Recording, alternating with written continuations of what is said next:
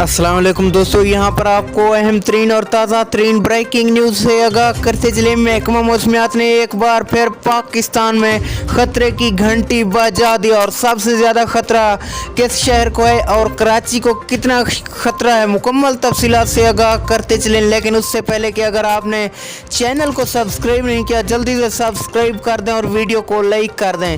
जी हाँ दोस्तों, महकमा मौसमियात ने बड़ी पेशगोई कर दी और कराची को ज़ोरदार ख़तरा है। महकमा मौसमियात का कहना है कि कराची में एक और साइक्लोन आने को तैयार हो चुका है, जो कि आइंदा 3 दिनों बाद कराची में आने वाला है और खदशात बढ़ चुके हैं। ये साइक्लोन कितना नुकसान करता है, ये इसके आते ही इसका अंदाज़ा लगाया जा सकेगा। इसके बाद सबसे ज़्यादा ख़तरा और ओमान को भी पड़ गया है। ओमान की तरफ इसका रुख पाकिस्तान की जानब से और ज़्यादा तेज़ है। सऊदी अरब के सैली इलाकों को भी खतरात बढ़ चुके हैं।